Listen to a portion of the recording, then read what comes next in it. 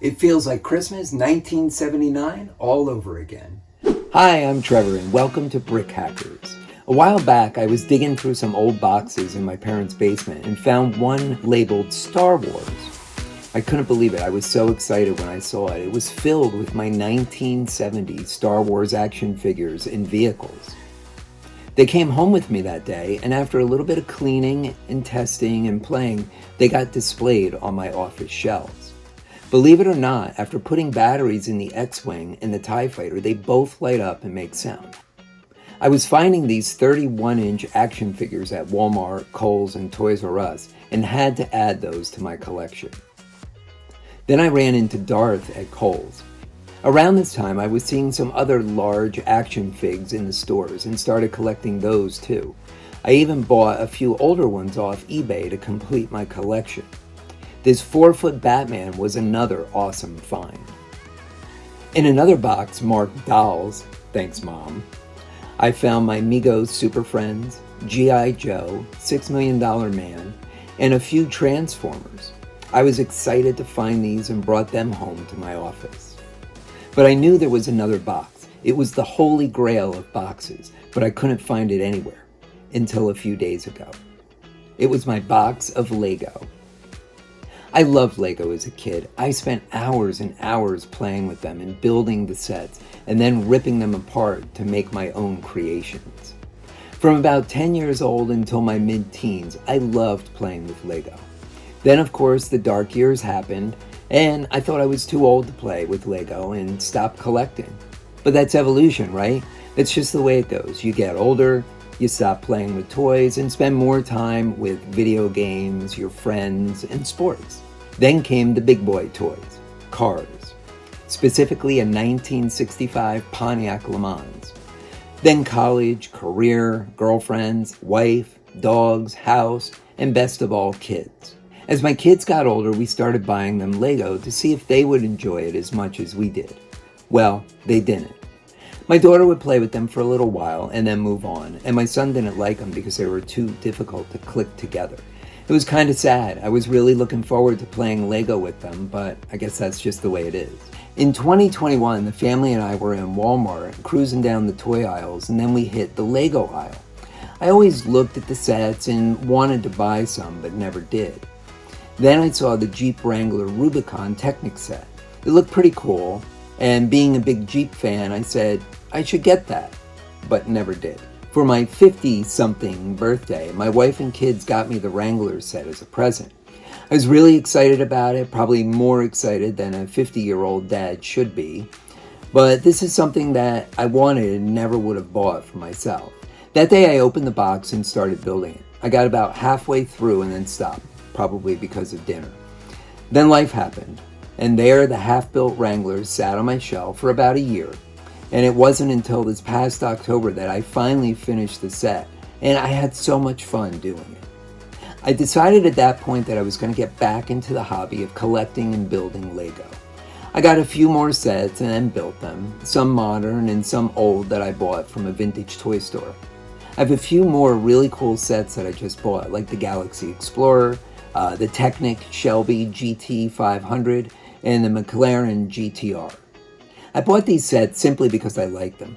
The Galaxy Explorer has the nostalgia of classic Lego space that I played with as a kid, and the cars, they're just really cool. Just for a little backstory on me, I'm a husband, father of 2 teens, dog daddy, and a creative by profession. I spent the past 32 years as a graphic and web designer, a photographer, videographer, and podcaster running my own digital agency. As a fun side project, I decided to document and share my journey getting back into the Lego hobby. As an adult fan of Lego, I'm looking to purchase sets that speak to me. I love the nostalgia of the vintage sets and the awesome building techniques used in the modern sets. Having experienced building the old sets as a kid, I've seen where Lego came from and where it is today, and appreciate all generations and themes of sets. But Lego is intended to be played with. The designers give you instructions as a starting point, but they really want you to use your imagination and explore your creativity. I learned the acronym of MOC means My Own Creations, and I love that. I want to hack the instruction manuals to modify existing sets or just use the parts for custom builds. I already have ideas of what I want to explore, like putting a true control arm suspension system on the Jeep Wrangler. With that said, I want to start this journey by opening my Christmas present from 1979 and sharing with you a piece of my childhood history.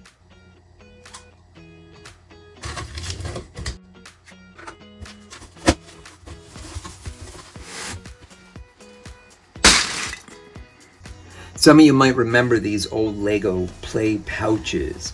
They became popular when I was a kid, and we would have all of our sets and have to do something with them. We didn't have we didn't put them back in the original boxes, so we had to have some place to put them. A lot of people use the big Rubbermaid containers today. Back then, we had these play pouches. It's made of like a denim, almost like jeans. And you would just put everything in there, cinch up the sides, and it just makes it a big ball, and you can store it that way. It keeps everything together.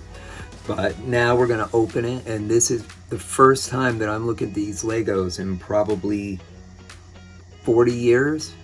So we're gonna see them for the first time together. So let's open it. Look at these things. Wow. Wow, the memories in here, I tell you. So I've got Technic mixed in here, or expert builders as they were called back then. I've got some classic space. I remember those. Here's a piece from the classic space. Oh wow, there's so much in here. So these big tires are from the car chassis kit. 4 of them are from that, and 2 of them are from a farm tractor.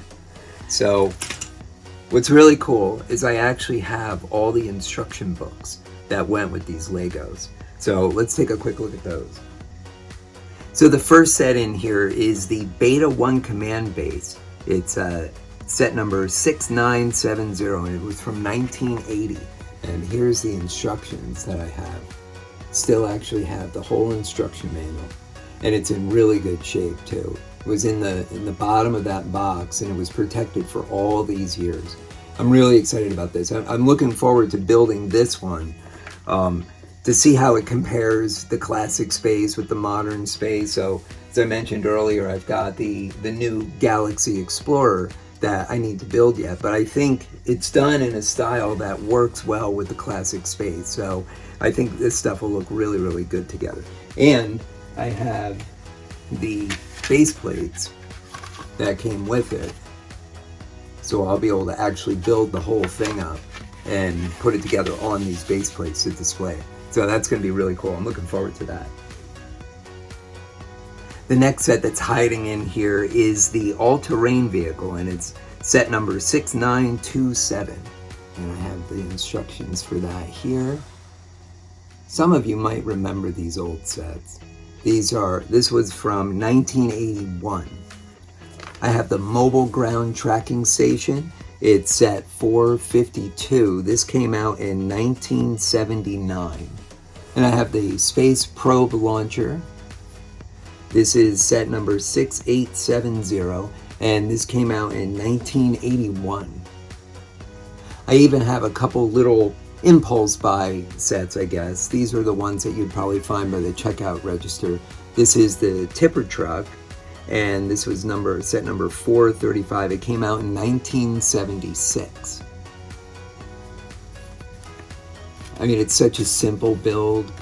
You know, it's designed for little kids. This one's a little ripped. This one has definitely seen its day, but the parts are in here somewhere. I'm gonna find it and build it. Along with that was the Legoland dump truck. It's set number 6648. This actually comes with a minifigure, so that minifig is in here as well. Now we get into probably what was my favorite Lego back then, and that's the Expert Builder set. I started out with space and those couple small little vehicles when I was a little younger, but when I got my early teens, I really wanted to get into the more complex builds. So they had the Expert Builder back then. This is the instruction book. So this is set number 948. It's the go-kart. And this was a great build. This was a lot of fun. You can see what on the back of the instructions, you can see the kits they had back then. They had the tractor, the go-kart, the car chassis, the helicopter, and then they had a motor kit, and then these extra parts. And I actually have a box of extra parts sitting over there. I found at the vintage toy store. It's unopened, which is really cool. I do want to try and get some of these ones that I don't have. I'd like to get the helicopter. So here's the instruction book for the auto chassis. So the outside cover of these were kind of general. They showed other sets, but they were really for getting ideas. That was the whole point of Expert Builder. They gave you the set, they gave you the parts, they gave you some instructions, but then they wanted you to try building some of these other things. So this is what the auto chassis looks like. It was set number 952. So this book is broken out, and it actually gives you directions on building the engine separately from the car itself.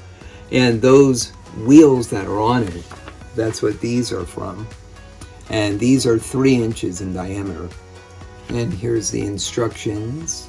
Again, this is for the tractor, so the cover is the same. It's kind of general. There you go. And this is set number 952. This tractor, I believe, was the first Expert Builder kit that I got.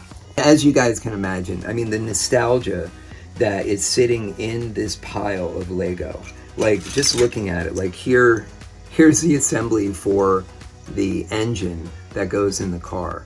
So like I still have things that are together in this pile. I mean, here's a section here.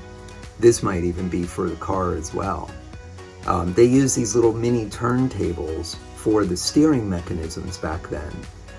They would use 3 on each side.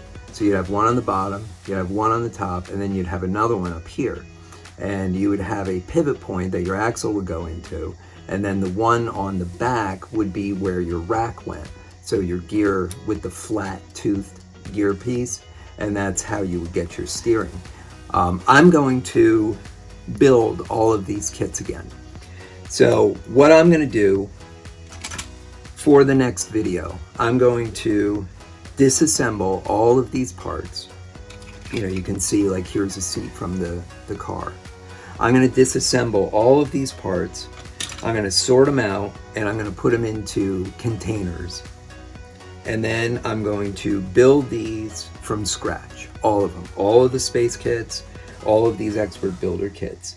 And I'm going to get them out here, and I'm going to display them, and we're going to show you guys what they look like assembled. And I'm really looking forward to it. It's going to be really exciting. The containers that I got are from Michaels. I have a bunch of these. Simply Tidy. You can see it. That's the label. So what these are, they're plastic containers. They're designed for scrapbooking materials. So the box itself is 12 inches by 12 inches. It's big. And these will be a really good storage option to put the bulk parts in. And I think the way I'm going to organize them is by part type. So for the plates, all the plates will go in one. Doesn't matter the color. I'm not going to sort by color. When you sort by color and you put them all into one container, all the color blends together and it becomes much harder to actually try and find the part. So I think you're better off putting like parts, no matter the color, in one container. It'll make it easier to find the parts. So I'm going to do that. I'm going to probably have to clean some of these. They definitely have some grime on them from many years. Just looking at some of these parts though, it's amazing. There's stuff in here that doesn't belong. Here's a part from another type of builder set. I don't remember what it was called. It's kind of like an erector set, if you remember those. Those were metal pieces. They were plates, they were bars, they had axles and things. It was all metal, and you would put them together with small nuts and bolts. This was similar in concept, except they used these rubber pieces, and you actually put them in with a gun. There was like a gun that you would push through the holes, and then you would release it and the thing would expand. And you would hold multiple pieces together. Like here's another piece. It's a C bracket. So you would take this, and with that gun, you could fit this together in this hole. And you can kind of push it together, but the gun would actually push it in because it was rigid, and then it would expand and would hold it together. So it's kind of like a rector set, but all plastic. It was really cool. Obviously, these don't belong with the Lego, so they're gonna come out. I have like this little winch. I'm not even sure what this came off of. I'm gonna have to look through all my books. I don't even know. But there's so many cool things in here. Some of these wheels, these tiny little wheels, they're really, really small. So, funny story. When I was a kid, we went to the Jersey Shore, and Cape May is where we would always go, and we'd always stay. And you'd see the wheels just with a little 2x2 block on there. So they're tiny, they're really, really small. So we go to Cape May on vacation, and right next to Cape May is an amusement park called Wildwood. The town is Wildwood, and they have a whole boardwalk along the oceans, all kinds of rides and stuff. Your typical amusement park. And they had the boardwalk games. And I remember one year, I was just a little kid, one of the games, you could win these big styrofoam gliders. They were huge. They were like 3 to 4 feet wingspan. They were giant.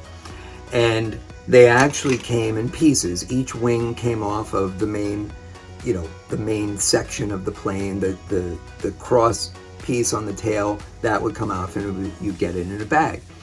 So they were so much fun. You put them together, you could throw them, they would loop. You could, if you threw them just right, you could get them to curve and come back to you. And they were designed that if they hit something, they wouldn't damage whatever they hit, and the impact would make the wings fall off so they didn't break. So this was a lot of fun. I won one of these with one of the games, and I played with this thing all the time. So we had, a decent amount of property, and we had enough space that you could throw this thing. Well, one day I got the brilliant idea to take those tiny little Lego wheels and tape them using black electrical tape. I guarantee you there's one in here somewhere with black electrical tape on it. And I taped it to the bottom of the main body of the airplane. One in the front, one in the back. I think I even had one out on the ends of each wing. And I took some kite string, I taped that to the front of the plane, and I ran probably, 30 feet, and tied it to the back of my bike. And with these tiny little wheels, I would pull the plane down the road behind my bike, and it would get enough lift that it would fly in the air like a kite being towed behind my bike. And it was just fun. That's the type of crap that I did when I was a kid. I was one of these creative type of kids. I was always building something. I was always making something. And Lego really sparked my creativity. And honestly, I think that is what drove me in the career direction that I'm in today. As I mentioned earlier, I'm a graphic designer and a web designer, a photographer. I've always been creating ever since I was a little kid. And now I'm creating videos for you guys. So anyway, I think that's it for now. I want to thank you for joining me on this journey as I rediscover Lego. And if you'd like to come along for the ride, please click that subscribe button down below so you don't miss a trick. I'm looking forward to sharing my experiences with you, and if you have any thoughts or suggestions, please leave them in the comments below. Until next time, happy hacking.